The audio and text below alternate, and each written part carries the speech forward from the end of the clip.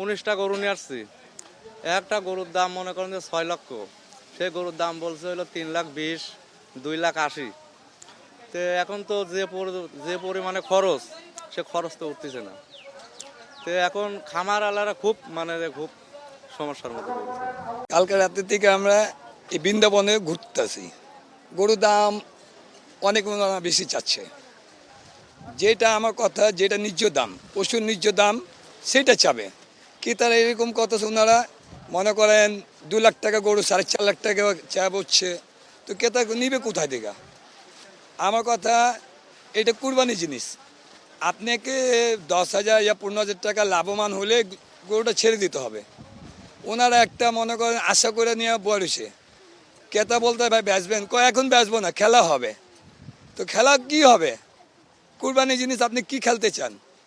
আপনি যখন এক জায়গা থেকে এক জায়গায় আসছেন পশু নিয়ে, আপনাকে ব্যস্তই হবে। আর ক্রেতা মনে করেন এখন না হোক 2 দিন পরে হোক, ক্রেতা নিবেই। যেই যেমন লাইক করো তেমনই স্বাদের high five wafer. High five খাও, হাই ফাইভ দাও। তো ওনারা দাম চাচ্ছে যে ছোট ছোট গরুর দাম 2,80,000, 3,40,000, যেমনি ক্রেতা না নিতে পারে, উল্টা পুল্টা দাম। দেখেন আমি নিজে এখন ওই পাশে একটা গরুর দাম বললে আসছি, আমি 2,20,000 বললাম, ক্রেতা বলতেছে না ভাই 3.5 লাখ টাকা দাম লাগছে। তো যে দাম লাগছে সে তো বলে চলে গেছে, ওই তো নেয় নাই। এখন বর্তমানে যে আপনার কাছে ক্রেতা আসছে তাকে আপনি সন্তুষ্ট হয়ে জিনিসটার দামটা আপনি বলতে হবে, ভাই এইটা হলে আমি পশুটা আপনার কাছে বেচতে পারবো।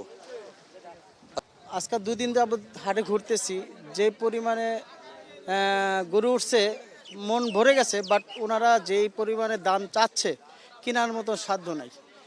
1 লাখ টাকার গরু চাচ্ছে 3 লাখ টাকা, 3 লাখ টাকার গরু চাচ্ছে 5 লাখ টাকা, 80,000 টাকার গরু চাচ্ছে 1.5 লাখ টাকা। তো কীভাবে কিনবো আমরা? যেটা আমাদের সাধ্যে সেটার ঊর্ধ্বে ওনারা চাচ্ছে, ঠিক আছে? তো কেনার মতন কোনো পরিস্থিতি নাই, হাটে প্রচণ্ড দাম বাড়তি। তো ঘুরতেছি, দেখি এখন কি করা যায়, যদি সাধ্যে মিলে তাহলে কিনে নিব, নাহলে চলে যাব। আসসালামু আলাইকুম। এখানকার কিতা যারা আছে, আমরা গরু কিনে আনিছি 2,00,000-2.5 লাখ টাকা দিই, তারা 1,20,000 টাকা দাম বলছে। তো তারা গরু কিনবে কি করে? আমরা গরু আনছি 1.5 লাখ দিয়ে, 60,000 টাকা দাম বলছে। কি করে তারা কি গরু কিনতে এসেছে না গরু দেখতে এসেছে, না তাদের কুরবানি হবে? আমরা গরু আনিছি 300 দিয়ে, সে গরুর দাম বলছে 200 নিচি, কত নিবা? তাহলে কি তারা কুরবানি দেবে না হচ্ছে গোশ খাবে? আবার হাসিল করছে, বলছে 2 লাখ টাকা দিয়ে গরু কিনেছি, বলবা যায় 1.5 লাখ টাকা হাসিল। এ কথাও করছে তারা। তো তাদের কি কুরবানি হবে? তারা গোশ খাওয়ার জন্যই করছে, তারা গোশ খাবে, তারা কুরবানি হবে না তাদের। এই পরিস্থিতি হচ্ছে এই হাটের পরিস্থিতি, ঢাকার লোকের এরকম। আমি আমার নিজের সাধ্যের ভিতরে কিনছি বকনা বাছুর 63,500 টাকার দাম। তো মোটামুটি আমি সন্তুষ্ট আছি। অন্য বছর থেকে একটু বেশি দাম, খাদ্য ফিডের দাম বেশি, তো এই কারণে একটু বাড়তি আছে দাম এই বছর। জি আলহামদুলিল্লাহ, আমি 15টা গরু নিয়ে আসছি। আমি টাঙ্গাইল থেকে আসছি, গত 2 দিন হলো। গরু আমাদের এই উত্তরা দিয়াবাড়ি হাটে প্রচণ্ড গরু উঠছে। তো আশা করি আমরা হয়তো সামনের দিন থেকে আমরা গরুর দাম পাবো। আপাতত কোনো গরুর তেমন কাস্টমার পাচ্ছি না।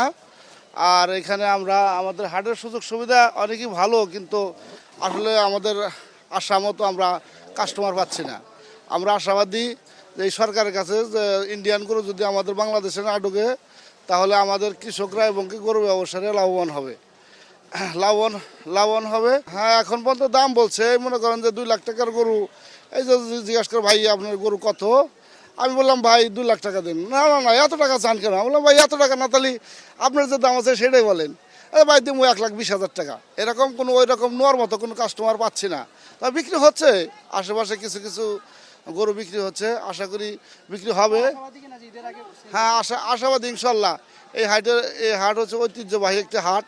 এই হাটে মানুষের কাছে শুনছি যে এই হাটে কখনো গরু থাকে না।